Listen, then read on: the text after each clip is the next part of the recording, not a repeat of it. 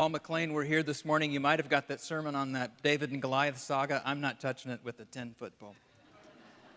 But in all seriousness, please hold Paul and his family in your prayers. Paul lost his mother yesterday, early morning, so hold them in your hearts as we say our prayers today. Have you ever heard of the Beaufort Scale? If you're a sailor, you might have. In the 19th century, an admiral needed a reliable way to measure the speed of the wind. Figuring wind velocity from a moving ship is tricky. Here's the beauty of what necessity forced Admiral Beaufort to devise. His scale did not give wind speed in knots or miles per hour. It described the wind. The Beaufort Scale described wind speed in terms of what was going on out in the observable world. So a 1 on the Beaufort Scale does not tell us that the wind is moving at 0 miles per hour. At 1 Beaufort, smoke rises vertically. At 2 on the Beaufort Scale, wind felt on face, leaves rustle, ordinary vein moved by wind. At 5, crested wavelets form on inland waters. And at 6, telegraph wires whistle, umbrellas used with difficulty. At 9, we read chimney pots and slates removed. And for the hurricane force of 12 Beaufort, the scale states simply, devastation occurs. Other scales were developed later in imitation. We're used to hearing about the intensity of earthquakes in terms of the Richter scale, but the Richter scale is logarithmic, which means a 6 is not 20% more powerful than a 5, it's 10 times more powerful than a 5. It's hard to wrap our minds around that, isn't it?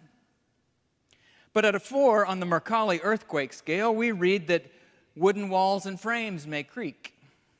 At 5, pendulum clocks stop, start, change rate. And at 7, large bells ring. At 12, objects are thrown upward into the air. All imaginable events in a world you and I can actually recognize, aren't they?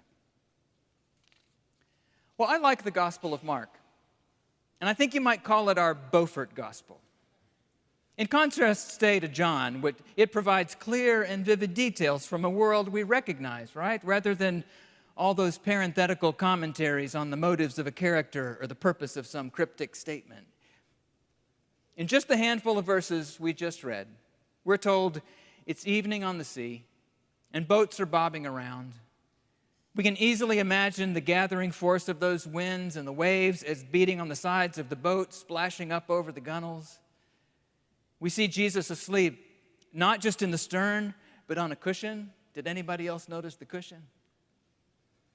For all Mark's efficiency with words, it's the shortest gospel after all. He sure knows how to fill out a scene with a whole lot of things that we've seen before, things we've heard before, things we've felt. And I want a faith and a language about faith that delivers me more fully to the world I'm alive in and matters to the life I'm actually living in that world, don't you? So if I hear a phrase like Jesus saves, which I very much believe, I don't want it to register like a number on the Richter scale. I want to be thinking about being saved from forces that might stop a pendulum clock or cause walls to creak, throw objects upward into the air. I don't want to hear about the saving power in Jesus in ways that don't relate to the ways I know I need to be saved. Wouldn't you agree? Well, maybe you've never been on a boat in a storm wondering if you'll reach the shore alive. But you're very much alive in a world in which that fear can make emotional sense to you. We can know enough about our minds and our bodies and our hearts and how they respond to the world to know what situations wouldn't faze us and which ones would send us reeling.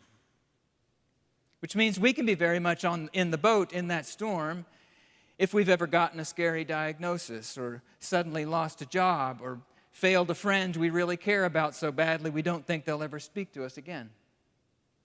We can bring fears about the murder rate in Memphis or new COVID variants or a young person's ongoing risky choices. We can bring them all to this story, don't you think?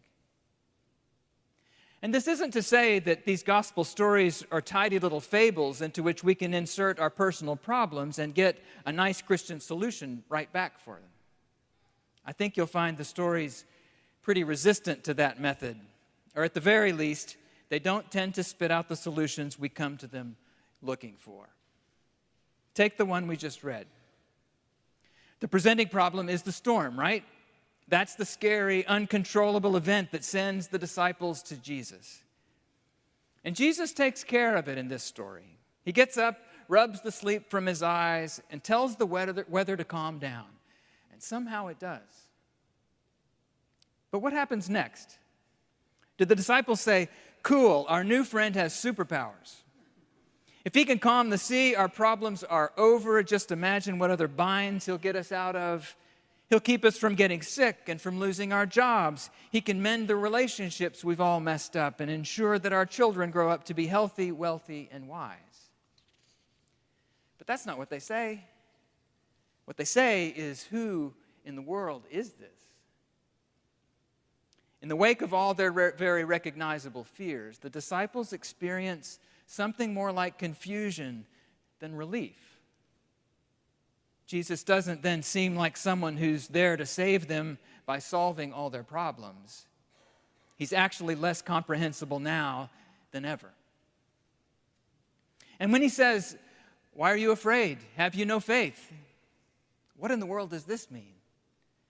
Does it mean that if we have enough faith, we can stop the storms and other frightening, uncontrollable things from happening to us? Or if we have enough faith, we can ask him to, and he'll take care of it? Well, mind you, I don't want to sap these stories of their power by just removing the possibility of miracle. In fact, let's just agree to accept that Jesus really did speak to the winds and the seas that evening in Galilee, and that they literally calmed right down. Well, what then? What does the story offer to our lives, even if that's exactly what happened? Well, the first thing I'd say is that if we're coming to Jesus as a reliable calmer of storms, we're probably going to be disappointed sometimes. The rest of Mark's gospel and the other ones as well, these are not stories of Jesus rushing ahead of his disciples and running interference lest anything horrible happen to them again. In fact, his death will be the most incomprehensible horror of them all.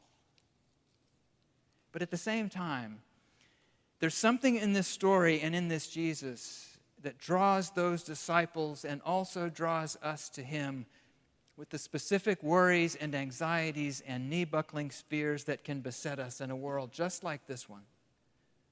A world in which ships really do sink in storms, and pandemics really do still rage, especially if you live in a poor country, and in which ordinary and maybe mostly comfortable people can still experience loss and fear and doubt and grief.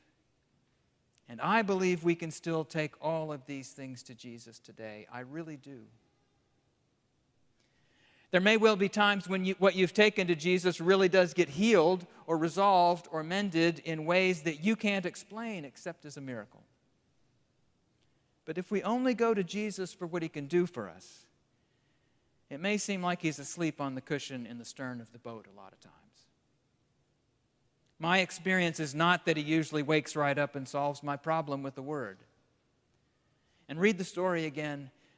The disciples were still unsettled and confused at the end of it.